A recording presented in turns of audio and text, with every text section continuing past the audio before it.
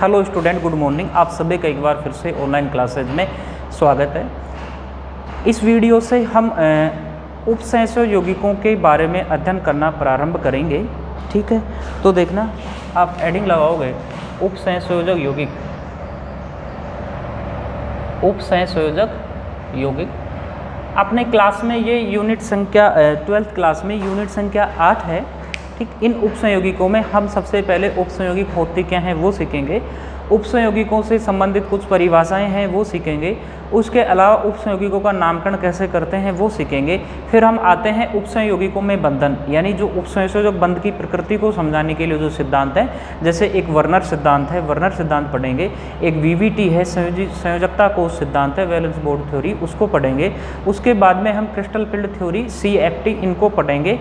ठीक है, इन सब को पढ़ने के बाद में हम उपसंयोगिकों के क्या उपयोग हैं उनको पढ़ेंगे, तथा उपसंयोगिकोों के संकरण, उनके ज्यामिति, उनका आकार, इन सब का निर्धारण हम VVT के अनुसार किस प्रकार से करेंगे।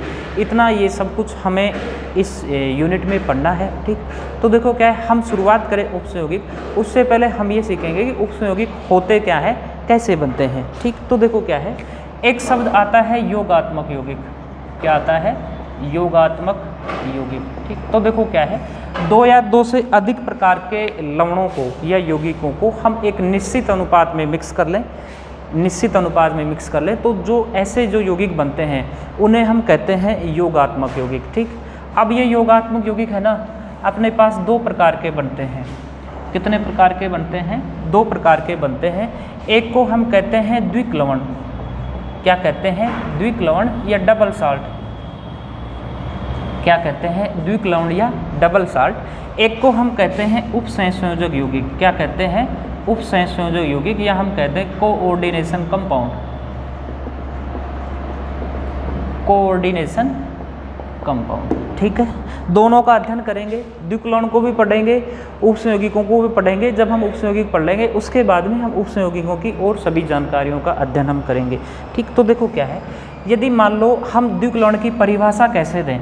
आपके पास में कोई द्विक लवण है, जैसे मान लो हमने कह दिया KCl MgCl2.6H2O, इसे हम कहते हैं कोर्नेलाइट। क्या कहते हैं? कोर्नेलाइट। इस यौगिक को क्या करें हम? कोर्नेलाइट। यदि इसको जल में घोलने पर, जल में इसको घोलें तो जल में इसको घोलने पर एक K+ प्राप्त होता है, उसके साथ में एक Mg2+ प्राप्त होता है, और 2 और 1 तीन Cl- आयन प्राप्त होते हैं। साथ में 3 Cl- आयन प्राप्त होते हैं, और उसके साथ में 6H2O प्राप्त होते हैं। ठीक, तो देखो क्या है, ऐसे यौगिक जिनको जल में घोलने पर वह अपने आयनों में विभक्त हो जाए। किस में विभक्त हो जाए? सभी आयनों में विभक्त हो जाए। सभी आयनों में विभक्त हो जाए। सभी आयनों में विभक्त हो जाए, या हम कहते हैं ये पूर्णतः पूरे तरीके से क्या हो जाए? आयनित हो जाए। पूरी तरीके से आयनित हो जाए, इसका मतलब जो जो आयन है सभी आयनों में टूट जाए, या हम कहते हैं सभी आयनों में विभक्त हो जाए, या हम कहते हैं वो पूरी तरीके से क्या हो जाए? आयनित हो जाए। पूरी तरीके से आयनित हो जाता है ना, तो ये अपनी पुरानी पहचान खो देता है। क्या कहेंगे हम? अपनी पुरानी पहचान खो देता है। अपनी पुरानी पहचान खो देता है। ठीक, और एक खास बात और, जैसे K+ आ गया, Mg+ आ गया, Cl- आ गया, यहाँ भी K+, Cl- Mg+ आयन थे, तो ये अपने सभी आयनों का परीक्षण देता है। क्या देता है? सभी आयनों का परीक्षण देता है। सभी आयनों का परीक्षण देता है। उसके अलावा ये केवल ठोस अवस्था में स्थायी है। कहाँ स्थायी है? केवल ठोस अवस्था में स्थायी है। केवल ठोस अवस्था में स्थायी है। ठीक, तो देखो क्या है, ऐसे यौगिक, ऐसे योगात्मक यौगिक, ऐसे योगात्मक यौगिक जिनको जल में घोलने पर वो पूरी तरीके से आयनित हो जाए, या हम कहते हैं अपने सभी आयनों में विभक्त हो जाए। जब वो सभी आयनों में विभक्त हो जाएगा तो उसके अंदर जो भी आयन उपस्थित हैं उन सभी आयनों का वो क्या देता है? टेस्ट देता है, परीक्षण देता है। सभी आयनों का परीक्षण देता है और अपनी पुरानी पहचान खो देता है। ये वाली जो गुण ये प्रदर्शित कर रहा था, वो सभी गुण जल में घोलने के पश्चात ये प्रदर्शित नहीं करेंगे। ये अलग गुण प्रदर्शित कर रहा था तथा ये अलग गुण प्रदर्शित करेंगे। ये यौगिक के कारण प्रदर्शित कर रहे थे, ये जो गुण प्रदर्शित करेंगे वो अपने धनायन ऋणायनों के कारण प्रदर्शित करेंगे। तो अपने सभी आयनों का परीक्षण दे, अपनी पुरानी पहचान खो दे। ये साफ शब्दों में से कहते हैं कि जल में घोलने पर पूर्णतः आयनित हो जाए ऐसे यौगिक क्या कहलाते हैं? द्विप्लवण कहलाते हैं। इनके उदाहरण एक तो हो गया कॉर्नेलाइट, ठीक। उसके अलावा एक उदाहरण आता है फिटकरी का, ये होता है K2SO4.Al2SO4 3.24H2, ये रहती अपने पास में क्या है? फिटकरी, ठीक है। उसके अलावा एक इसका उदाहरण और है FeSO4, जिसे हम कहते हैं मोर लवण, NH4SO4.6H2, ये क्या है? अपना मोहर लवण। क्या है? मोर लवण या मोहर लवण,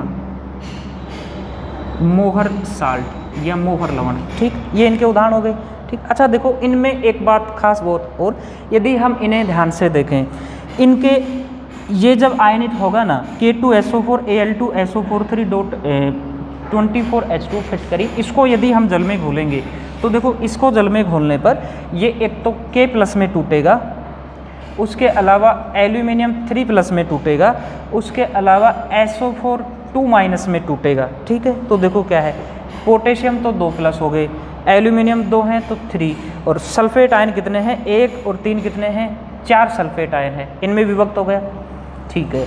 यदि हम देखें मोहर लवण को तो ये एक तो Fe2+ में विभक्त हो गया, एक NH4 अमोनियम आयन में NH4+ आयन में विभक्त हो गया। उसके अलावा ये सल्फेट आयन एक रे कितने हैं? 2 सल्फेट आयन बन गए, एक Fe2+ आयन बन गया फेरस। ध्यान रखना, Fe2+ को हम फेरस कहते हैं, Fe2+ को हम कहते हैं फेरस, और Fe3+ हो जाए ना, इसे हम कहते हैं फेरिक। क्या कहते हैं? फेरिक। जैसे FeCl3 फेरिक क्लोराइड, जैसे FeSO4 फेरस सल्फेट, ठीक है। तो Fe2+ फेरस है, Fe3+ क्या है? फेरिक। तो Fe2+ फेरस में विभक्त हो गया, NH4+ आयन अमोनियम आयन में विभक्त हो गया, और एक सल्फेट SO4 2- इनमें विभक्त हो गया। तो देखो मैं क्या कह रहा था, इन्हें हम ध्यान से देखें तो देखो क्या है, एक धनायन, धनायन कितने हैं? 2, ऋणायन कितना है? संख्या में 3 है भले ही, लेकिन वो प्रकार कितना है? उसका 1। यहाँ भी एक धनायन, 2 प्रकार के धनायन और 1 प्रकार का ऋणायन। यहाँ भी 2 प्रकार के धनायन, फेरस और अमोनियम, और 1 प्रकार का क्या है? ऋणायन। तो हम एक एक्स्ट्रा बात और जोड़ देंगे कि इनमें सामान्यतः 2 प्रकार के तो क्या होते हैं? धनायन, और 1 प्रकार का क्या होता है? ऋणायन। हम संख्या की बात नहीं कर रहे, संख्या में धनायन देखो यहाँ 5 हैं, यहाँ 2 हैं, यहाँ कितने हैं? 3 हैं, यहाँ कितने हैं? कुल 2 तो अमोनियम और 1 फेरस, कितने हैं? 3 हैं। हम संख्या की बात नहीं कर रहे हैं, प्रकारों की बात कर रहे हैं। ये 2 प्रकार, ऋणायन कितने प्रकार का? 1 प्रकार, ठीक। अब हम देखे हैं उपसंयोगिक, क्या देखेंगे? उपसंयोगिक, ठीक। अच्छा देखो, योगात्मक यौगिक का दूसरा प्रकार है, एक द्विप्लवण था, दूसरा क्या है? उपसंयोगिक। हमें दूसरा प्रकार पढ़ना है, तो देखो जाहिर सी बात है, जब हम दूसरा प्रकार पढ़ेंगे ना उपसंयोगिक, तो उपसंयोगिकों के गुण इनके गुणों से कुछ ना कुछ डिफरेंट होंगे, डिफरेंट हैं तभी हम इनका अध्ययन अलग से कर रहे हैं। यदि इनका जैसा होता तो हम यहीं कर लेते हैं इनका अध्ययन। तो देखो उपसंयोगिकों का हम एक उदाहरण लें, जैसे ये ले लिया K4FeCN6, इसे यदि हम जल में घोलें, किस में घोलें? जल में घोलने पर, इसे यदि हम जल में घोलें तो ये एक तो K+ पोटेशियम आयन में विभक्त हो गया है, और उसके अलावा ये जो पूरा यौगिक FeCN6 इस पे आ गया -4 आवेश। लेकिन यहाँ Fe और Cn का बंध नहीं टूटेगा, FeCN6 जैसा है वैसा का वैसा ही रहेगा। तो हम ये कहते हैं कि जो जल में घोलने पर पूरी तरीके से आयनित नहीं हो रहे। तो क्या क्या परिभाषा हो जाएंगे इनकी? ये सभी आयनों में विभक्त हो रहे थे, ये सभी आयनों में विभक्त नहीं होंगे, सभी आयनों में विभक्त नहीं होते हैं, सभी आयनों में विभक्त नहीं होते हैं, ठीक। ये पूरी तरीके से आयनित हो रहे थे, ये पूरे तरीके से आयनित नहीं होते हैं, तो हम कहेंगे पूर्णतः आयनित नहीं होते हैं, पूर्णतः आयनित न होते हैं। उसके अलावा ये अपने सभी आयनों का परीक्षण दे रहे थे, जो भी आयन थे, धनायन ऋणायन सभी थे, उन सभी का परीक्षण दे रहे थे। ये किसका परीक्षण देगा? पोटेशियम का परीक्षण देगा, और ये FeCN6 पूरा अपना अलग परीक्षण देगा। लेकिन यहाँ आप Fe2+ का परीक्षण नहीं कर पाओगे, Cn- का परीक्षण नहीं कर पाएंगे। तो हम कहेंगे सभी आयनों का, सभी आयनों का परीक्षण या हम कहते हैं टेस्ट नहीं देते हैं, सभी आयनों का टेस्ट नहीं देते। उसके अलावा ये केवल ठोस अवस्था में स्थायी था। ये भाई ठोस के साथ में अपनी विलयन अवस्था में स्थायी होते हैं, विलयन अवस्था में भी स्थायी होते हैं। ठीक है, कहाँ स्थायी होंगे? ये केवल ठोस अवस्था में, और वो कहाँ है? ठोस और विलयन अवस्था में स्थायी होते हैं। अच्छा, अब देखो जब हम इनके टेस्ट लेंगे तो Fe-CN6 जो यहाँ टेस्ट दे रहा था वो टेस्ट Fe-CN6 वहाँ भी देगा। पहले भी जो टेस्ट दे रहा था वो बाद में भी दे रहा है। इसका मतलब अपनी पहचान नहीं खो रहा है, तो हम कहेंगे ये अपनी पहचान नहीं खोते हैं, पहचान नहीं खोते हैं। ठीक, अब हम बात करें इनके उदाहरणों की, तो देखो इनके उदाहरण K4 Fe-CN6 हो गया, CuNH3 प्लस हो जाए। ऐसे बहुत सारे उपसंयोगिक हम पढ़ेंगे, ऐसे बड़े ब्रैकेट में यहाँ ऐसे करके हम इनके उदाहरण हम सीख लेंगे। ठीक, तो देखो क्या है उपसंयोगिकों के उदाहरण, तो हमें उपसंयोगिक तो पढ़ना ही है, दुनिया भर के उदाहरण आएंगे, हम इनका नामकरण सीखेंगे, इनमें बंधन सीखेंगे, तब इनके और भी उदाहरण आ जाएंगे। ठीक, अभी के लिए फ़िलहाल इतना ही कि द्विकलवण और उपसंयोगिक होते क्या हैं। वो सभी आयन जिन्हें ऐसे योगात्मक यौगिक जिनको आप जल में घोलें और संपूर्ण अपने पूरे आयनों में विभक्त हो जाएं, पूर्णतः आयनित हो जाएं, अपने सभी आयनों का परीक्षण दें तथा अपनी पहचान खो दें, ऐसे यौगिक कहलाएंगे द्विकलवण। ठीक, जैसे इनके उदाहरण है फिटकरी है, मोहर लवण है, और एक क्या है कोर्नेलाइट है, और भी उदाहरण इनके हो जाएंगे। उसके अलावा उपसंयोगिक ऐसे यौगिक जो सभी आयनों में विभक्त नहीं हो जलीय विलयन में, और ठोस अवस्था विलयन अवस्था दोनों में स्थायी हो, तथा उसके अलावा सभी आयनों का परीक्षण नहीं देते हों और अपनी पहचान नहीं खोते हैं, ऐसे यौगिक क्या कहलाते हैं? उपसंयोगिक। अच्छा, अब एक नया शब्द आया है, ये पहचान नहीं खो रहे हैं। पहचान भाई इसलिए नहीं कह रहे हैं कि Fe और Cn के बीच में जो बंध अभी यहाँ है वो बंध Fe और Cn के बीच में अभी भी यहाँ है। इसका मतलब ये जो बंध है ना, जिसे हम कहेंगे उपसंयोजक बंध, उपसंयोजक बंध यहाँ भी है, उपसंयोजक बंध यहाँ भी है, इसलिए जो परीक्षण यहाँ दे रहा है वो का वही परीक्षण यहाँ देगा। ठीक, तो यदि कोई आपसे ये पूछ ले कि ये पहचान नहीं खोते हैं, तो आप कारण क्या कहोगे? कि इनका उपसंयोजक बंध बना रहता है। ठीक है, अब देखो इसमें दो धनायन एक ऋणायन आ रहे थे, जब उपसंयोगिक टूटेंगे ना तो इनमें सामान्यतः एक धनायन और एक ऋणायन रहता है। तो क्या रहता है? एक प्रकार का धनायन और एक प्रकार क्या रहता है? ऋणायन रहता है। लेकिन ध्यान रखना ये बात है, सामान्यतः हम ऐसे उदाहरण भी पढ़ेंगे जिनमें एक ही केवल मात्र एक ही धनायन होगा और एक ऋणायन होगा, ऐसे ही पढ़ेंगे। तथा हम ऐसे भी पढ़ेंगे जिनमें एक ऋणायन दो आ जाएंगे, एक धनायन आ जाएंगे, लेकिन सामान्यतः हम कह रहे हैं एक धनायन एक ऋणायन इनमें होता है, और इनमें सामान्यतः दो धनायन और एक क्या रहते हैं? ऋणायन होते हैं। ये अपना द्विकलवण और क्या हो गया? उपसंयोगिक। ठीक, अब हमें पढ़ना है उपसंयोगिक। अब हम सीखेंगे उपसंयोगिक क्या होते हैं, इनमें जो बंध पाया जाता है उपसंयोजक बंध वो किस प्रकार से बनता है, इनका प्रदर्शन कैसे करते हैं, इनके बारे में हल्की फुल्की जानकारी उपसंयोगिकों में, फिर हम उपसंयोगिकों के नामकरण की तरफ आएंगे। ठीक, तो देखना क्या है। एक प्रश्न है आपके लिए, मैं आपसे ये कह रहा हूँ कि आपको पहचानना है ये कौन सा उपसंयोगिक है, कौन सा द्विकलवण है, आपको पहचानना है। ठीक, देखो क्या है, मैं आपके पास उदाहरण लिख देता हूँ, NaCl, KCl, FeSO4, MgCl2, उसके अलावा ये लिख दूँ मैं K4 FeCN6, उसके अलावा ये लिख दूँ KCl.MgCl2.6H2, एक उदाहरण लिख दूँ K2SO4.AL2SO43.24H2O। उसके अलावा और भी बहुत सारे उदाहरण हम बना सकते हैं। ठीक, तो देखो इनको हमें पहचानना है, कौन द्विक यौगिक है कौन उपसंयोगिक है। ये हमने दोनों अभी सीख लिए। ये तो क्या है? द्विक यौगिक। क्या है? द्विक यौगिक। ये क्या है? उपसंयोगिक। और ये है ना भाई, ये अकेले अकेले दिख रहे हैं, इन्हें हम कहते हैं साधारण लवण। क्या कहते हैं? साधारण लवण या कॉमन साल्ट। साधारण लवण या हम कहते हैं कॉमन साल्ट। ठीक, इन कॉमन साल्ट को ही हम मिला दें और एक निश्चित अनुपात में यौगिक बन जाए, वो ही अपने बन रहे थे योगात्मक यौगिक, और उन्हीं योगात्मक यौगिकों में इनको मिलाने पर ही जो बन रहा था उनमें एक प्रकार का द्विक यौगिक था, एक प्रकार का क्या था? उपसंयोगिक। ठीक, ये तो बात होगी, हमें कोई यौगिक दे दिया, हमें कोई यौगिक दे दिया, बोर्ड पे दे दिया या रजिस्टर में दे दिया, पेपर में दे दिया, हमने देख के पहचान लिया, हमें याद था ये उपसंयोगिक है और ये क्या है? द्विक यौगिक है। यदि हमें प्रैक्टिकल एग्जाम में दे, कहाँ दे? हमें प्रैक्टिकल एग्जाम में दे, तो वो क्या करता है? एक कागज़ सा रहता है या कोई पात्र रहता है, उस पात्र में हमें कोई लवण डाल देगा ऐसे, उस पात्र में हमें क्या डाल देगा, कोई लवण डाल देगा, कोई कंपाउंड डाल देगा। अब हमें ये पहचानना है, अब हमें ये पहचानना है कि ये उपसंयोगिक है या क्या है, वो द्विक्लोण है। तो कैसे पहचाने भाई, यदि हमें सूत्र देता है, फॉर्मूला लिख के देता है, इस प्रकार से लिख के देता है, तो हम देख के बता देंगे उपसंयोगिक है या क्या है, वो द्विक्लोण है, डबल साल्ट है। अब कैसे पहचाने, किसी पात्र में दे दे, किसी कागज़ की पुड़िया में दे दे और कहाँ दे, प्रैक्टिकल एग्जाम में। तो देखो क्या है, हम टेस्ट करेंगे और वो अपने सभी आयनों का टेस्ट दे दे। Fe का भी दे रहा है, एल्यूमिनियम है, एल्यूमिनियम का भी दे रहा है, सल्फेट आयन है, सल्फेट का भी दे रहा है।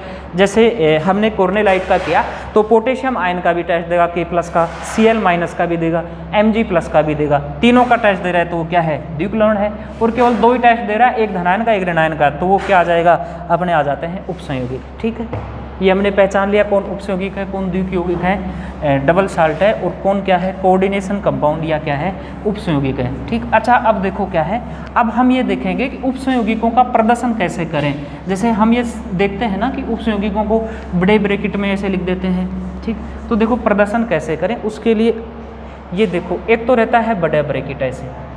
ठीक, तो देखो क्या है, इन्हें कहते क्या है, ये जो बड़ा ब्रैकेट है ना, इसे हम कहते हैं समन्वय मंडल।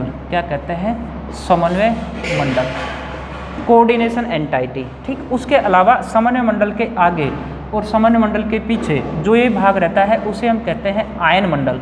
क्या कहते हैं, आयन मंडल, या इसे हम कह देते हैं आयनन मंडल। क्या कह देते हैं, आयन मंडल, या क्या कह देते हैं, आयनन मंडल। ये तो उपसंयोगिकों का प्रदर्शन हो गया। अब हमें देखें समन्वय मंडल में कौन रहता है, आयन मंडल में कौन रहता है। ठीक, तो देखना भाई क्या है, समन्वय मंडल में एक तो रहता है धातु परमाणु M, सेंट्रल मेटल एटम, केंद्रीय धातु परमाणु M से दर्शाते हैं। उसके अलावा रहते हैं लिगेंड। लिगेंडों को सामान्यतः ऐसे कोष्ठक में लिख देते हैं, यहाँ कोई संख्या रहती है N। ठीक, यहाँ कोई ना कोई आवेश रहता है X। ठीक, यहाँ जो रहता है ना भाई, वो रहता है सामान्यतः सरल धनायन। ठीक, यदि उपसंयोगिकों में आपके पास कोई धनायन है, जैसे पोटेशियम है, एल्यूमिनियम है, उसके अलावा लिथियम है, LiAlH4, ये हम पढ़ेंगे LiAlH4, लिथियम एल्यूमिनियम हाइड्राइड। ठीक, ऐसा तो ये सब आ गए ना, Li3+ लिथियम, ऐसा दिख जाए तो वो सभी सरल धनायन कहलाते हैं। और वो कहाँ रहते हैं, इस समन्वय मंडल से पहले, यानी आयनन मंडल का वह भाग जो समन्वय मंडल से पहले है, वहाँ क्या रहता है, अपने सरल धनायन रहते हैं। ठीक है, उसके बाद में समन्वय मंडल के पीछे वाला भाग या आयनन मंडल का वह भाग जो समन्वय मंडल के बाद में आ रहा है, वहाँ रहते हैं अपने सरल ऋणायन। सरल ऋणायन का मतलब है आपको Cl दिख जाए, आपको SO4 दिख जाए, ऐसे दिख जाए। ठीक, तो ये सब क्या है, आपके पास में सरल ऋणायन है। ठीक, अच्छा अब हम बात करें कि यहाँ क्या रहता है, M को हम कहते हैं केंद्रीय धातु परमाणु। क्या कहते हैं, केंद्रीय धातु परमाणु, सेंट्रल मेटल एटम। ये कौन होगा, ये मुख्यतः होते हैं संक्रमण तत्व। संक्रमण तत्व का मतलब Fe हो जाए, Ni हो जाए, Cu हो जाए, Cr हो जाए, Mn हो जाए, ऐसा ये सभी क्या है, संक्रमण तत्व हैं। ठीक है, उसके बाद में ये आता है L है लिगेंड। क्या है, लिगेंड। लिगेंड का मतलब है जैसे Cn- हो जाए, NH3 हो जाए, CO हो जाए, PS3 हो जाए, PS3 हो जाए, H2O हो जाए, EDTA हो जाए, EDTA हो जाए। इन सभी का हम समझेंगे कौन सी लिगेंड कैसी है, कौन उदासीन है, कोई धनावेशित। अभी के लिए फिलहाल इतना ही। यहाँ जो समन्वय मंडल है उसमें एक केंद्रीय धातु परमाणु है, उसके साथ में कौन जुड़ा रहता है, लिगेंड जुड़ा रहता है, L से दर्शा रहे हैं। जो N है ना, ये लिगेंडों की संख्या है। किन की संख्या है, लिगेंडों की संख्या। किन की संख्या है, लिगेंडों की संख्या। यहाँ रहता है X यहाँ रहता है आवेश, X यहाँ रहता है आवेश। आवेश भाई ये धनावेश भी हो सकता है और एक क्या रह सकता है, ऋणावेश भी रह सकता है। यदि हम एक उदाहरण की बात करें तो देखो K4FeCN6, ये उदाहरण है। ठीक, तो यहाँ ये क्या है, सरल धनायन है, Fe क्या है, केंद्रीय धातु परमाणु है, Cn क्या है, लिगेंड है, 6 क्या है, लिगेंडों की संख्या है। और यदि मान लो माइनस आवेश दे रखा है तो ये क्या है, उपसंयोजक यौगिक पर आवेश। किस पर आवेश है, ये उपसंयोजक यौगिक पर आवेश है। ठीक, आप एक बात का जरूर ध्यान रखेंगे कि ऐसा जरूरी नहीं है सभी के पास सरल ऋणायन भी हो, सभी के पास सरल धनायन भी हो और दोनों भी हो। सरल धनायन भी हो सकता है, केवल सरल ऋणायन भी हो सकता है, और दोनों भी हो सकते हैं, ठीक। लेकिन हाँ, एक खास बात और, धातु परमाणु और लिगेंड उपसंयोगिकों में जरूर मिलेंगे, उसमें एक धातु परमाणु और लिगेंडों का होना, इन दोनों का होना जरूरी है, तब अपना उपसंयोगिक बनेगा, तब अन्यथा नहीं बनेगा। देखो क्या है, एक बात आपके दिमाग में आ रही होगी कि बार बार हम उदाहरण ले रहे हैं उपसंयोगिकों का, और हम ले रहे हैं K4FeCN6, K4FeCN6, तो भैया इसलिए है, ये अपने विलयन में भी काम आती है, वहाँ हम पढ़ेंगे अर्धपारगम्य झिल्ली, अर्धपारगम्य झिल्ली। तो पोटेशियम फेरोसाइनाइड है ना, ये अर्धपारगम्य झिल्ली का कार्य करता है, इसलिए जाना पहचाना उदाहरण है K4FeCN6, ठीक। ये हो गया इनका उपसंयोगिकों का प्रदर्शन, ठीक। अच्छा, अब हम देखें इनमें बंधन की बात करें उपसंयोगिकों में, एक तो धातु परमाणु रहता है, एक लिगेंड रहता है, ठीक। जब हम संक्रमण तत्व पढ़ते थे तो वहाँ ये कहते थे संकरण तत्व आसानी से उपसंयोगिक बना लेते हैं क्योंकि उनके पास में रिक्त डी कक्षक उपस्थित होते हैं, ठीक। तो देखो ये क्या रहता है, उपसंयोगी बंध में क्या है कि जो लिगेंड है ना वो अपने इलेक्ट्रॉन युग्म दान देता है और एक बंध बनाता है जिसे हम कहते हैं उपसंयोजक बंध, ठीक। यदि हम बंध की बात करें, एक बंध हम पढ़ते हैं सहसंयोजक बंध, एक बंध तो क्या पढ़ते हैं हम, सहसंयोजक बंध, ठीक। एक अब नया आ गया, कौन सा बंध, उपसंयोजक बंध, ठीक। यदि देखो भाई क्या है, यदि कोई दो परमाणु है हमारे पास, दो परमाणु है, ठीक है, या परमाणुओं के समूह है, जैसे ए है और दूसरा क्या है, बी है, ए और बी ने मिलकर बंध बना लिया और एक यौगिक बना लिया जिसे हम कह रहे हैं ए बी, क्या कह रहे हैं, ए बी, ठीक। तो बंध का निर्माण है ना, ये बंध आता है ना, ये बंध बनता है दो इलेक्ट्रॉनों के बीच में, कितने इलेक्ट्रॉनों के बीच में, दो इलेक्ट्रॉनों के बीच में। यदि एक इलेक्ट्रॉन तो ए दे और एक इलेक्ट्रॉन बी दे, यह हम कहते हैं बंध के निर्माण में जो दो इलेक्ट्रॉन काम आए हैं उनमें से एक इलेक्ट्रॉन दोनों परमाणुओं ने दिए हैं। ध्यान रखना, बंध हमेशा परमाणुओं के बीच में ही बनता है, कभी यौगिकों के बीच में बंध नहीं बनता है। किन के बीच में बनेगा, या तो परमाणु के बीच में या किसके बीच में, आयन के बीच में। तो जिन दो परमाणुओं के बीच बंध बन रहा है वो दोनों इलेक्ट्रॉन दोनों परमाणुओं ने एक एक दिया है, तो दोनों के साझे से बना है, तो उस बंध को हम कहते हैं सहसंयोजक बंध। जबकि उपसंयोजक बंध में इसमें थोड़ा सा अलग है, वो क्या है, जो बंध के निर्माण में दोनों इलेक्ट्रॉन काम में आए ना, मानो ए और बी के बीच में बंध बना है और ये बंध बन गया ए बी, तो ये जो बंध बना है ना, इसमें जो दो इलेक्ट्रॉन काम में आए वो या तो ए ने दिए हैं या बी ने दिए हैं। इसका मतलब बंध के निर्माण में काम आने वाले दोनों इलेक्ट्रॉन कोई सा एक दे रहा है, तो ऐसा बंध क्या कहलाता है, उपसंयोजक बंध, ठीक। धातु परमाणु किससे जुड़ता है, लिगेंड से जुड़ता है। धातु परमाणु के पास रिक्त डी कक्षक होते हैं, इसका मतलब इलेक्ट्रॉनों को लेने के लिए इनके पास क्या रहती है, जगह रहती है। जबकि लिगेंड क्या रहता है, इलेक्ट्रॉन युग्म दान करता है। दान तब करेगा जब उसके पास में या तो लोन पेयर हो, या हम कह दें उसके पास एक्स्ट्रा इलेक्ट्रॉन हो, या कौन सा आवेश हो, ऋण आवेश हो, ठीक है। देखो क्या है, ये उपसंयोजक बंध बन रहा है, तो लिगेंड तो क्या करेगा, यहाँ इलेक्ट्रॉन युग्म दान करता है, इलेक्ट्रॉन युग्म दान करता है। केंद्रीय धातु परमाणु क्या करता है, इलेक्ट्रॉन युग्म ग्रहण करता है, ग्रहण करता है।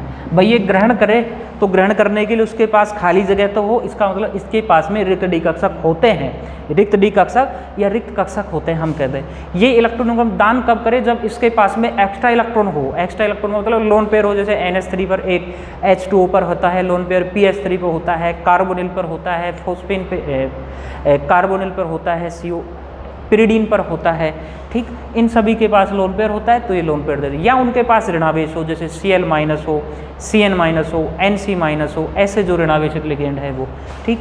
या तो एक्स्ट्रा इलेक्ट्रॉन हो, लोन पेयर हो, या उनके पास क्या हो, ऋणावेश हो, ये इलेक्ट्रॉनों को हम दान करते हैं, ठीक। अच्छा देखो क्या है, अब एक बात और आती है, एक वैज्ञानिक आया लुईस ने अपने अनुसार अमल और क्षार बताए, लुईस ने अपने अनुसार अमल और क्षार बताए। हम 11th क्लास में पढ़ते हैं अमल और क्षार, हम वहाँ पढ़ते हैं आर्रेनियस के अनुसार अमल क्षार अलग होते हैं, ठीक।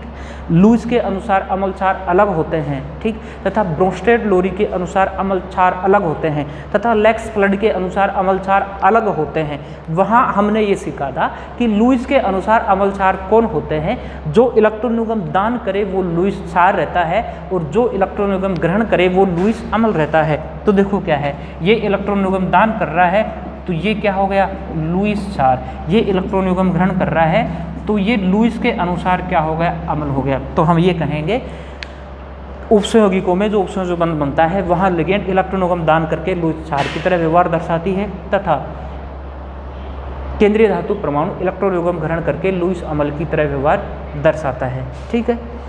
ये हो गया उपसंयोगिकों का प्रदर्शन हो गया। उपसंयोजक बंध की थोड़ी सी प्रकृति हमने सीखी है वो। ये उपसंयोजक बंध बना कैसे है, बंध किस प्रकार से बनता है, ये हम वर्नर सिद्धांत, वीबीटी सिद्धांत, संयोजकता कोश सिद्धांत और उसके अलावा क्रिस्टल फील्ड थ्योरी सीएफटी के अनुसार सीखेंगे। अभी के लिए हमने केवल इतना सीखा है कि उपसंयोजक बंध में कौन लुईस सार है और कौन क्या है लुईस अमल है, क्या प्रदर्शन है इन उपसंयोगिकों का, ये हमने सीख लिया। अच्छा ठीक है,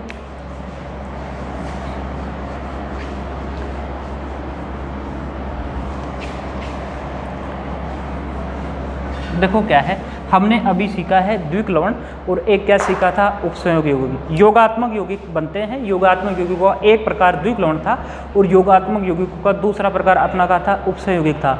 योगात्मक यौगिक क्या होते हैं, जब दो या दो से अधिक प्रकार के यौगिकों को एक निश्चित अनुपात में ले लेते हैं या घोल लेते हैं और वाष्पित कर दे तो जो यौगिक बनता है, जो क्रिस्टल बनते हैं, उन्हें हम योगात्मक यौगिक कहते थे। अब वो योगात्मक यौगिक अपने दो प्रकार के थे, एक तो थे डबल साल्ट और एक क्या है कोऑर्डिनेशन कंपाउंड या उपसंयोगिक। ठीक है, जब योगात्मक यौगिकों में आप जल में उसे हम आयनित करें और पूरे तरीके से आयनित हो जाए, सभी आयनों में विभक्त हो जाए, सभी आयनों का परीक्षण दे और केवल ठोस अवस्था में स्थायी हो, तो ऐसे यौगिक क्या कहलाते हैं, अपने द्विक लवण कहलाते हैं। उसके अलावा उपसंयोगिक क्या होते हैं, अपने पूरे तरीके से पूरे आयनों में या पूर्णतः आयनित नहीं होते हैं, पूरे आयनों में विभक्त नहीं होते हैं, अपने सभी आयनों का परीक्षण नहीं देते हैं, तथा उसके अलावा वो उपसंयोगिक ठोस और विलयन अवस्था दोनों में क्या रहते हैं, स्थायी रहते हैं और उनके अंदर एक बंध पाया जाता है उपसंयोजक बंध। ठीक, उस उपसंयोजक बंध के न टूटने के कारण वो केवल दो ही प्रकार के आयन बनाता है, एक धनायन और एक क्या बनाता है, ऋणायन बनाता है। ठीक,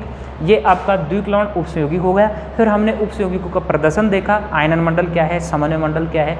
उसके बाद में हमने उपसंयोजक बंध देखा कि लुईस सार की तरह तो लिगेंड व्यवहार कर रहा था और लुईस अमल की तरह कौन व्यवहार कर रहा था, केंद्रीय धातु परमाणु व्यवहार कर रहा था। ठीक है, तो इस वीडियो में फिलहाल के लिए इतना ही। इसके बाद में हम जो उपसंयोगी कहते हैं उनसे संबंधित कुछ परिभाषाएं, जैसे होमोलैप्टिक संकुल यौगिक क्या है, हेटेरोलैप्टिक संकुल यौगिक क्या है, लिगेंड क्या है, केंद्रीय धातु परमाणु क्या है, आयन मंडल क्या है, समन्वय मंडल क्या है, उपसंयोजक संख्या कैसे ज्ञात करते हैं, ऑक्सीकरण अवस्था कैसे ज्ञात करते हैं, इन सबको सीखेंगे। उसके बाद में हम लिगेंडों के प्रकार में आएंगे, तत्पश्चात हम लिगेंडों का नामकरण सीखेंगे। तो फिलहाल अभी के लिए इस क्लास में इतना ही। Thank you very much.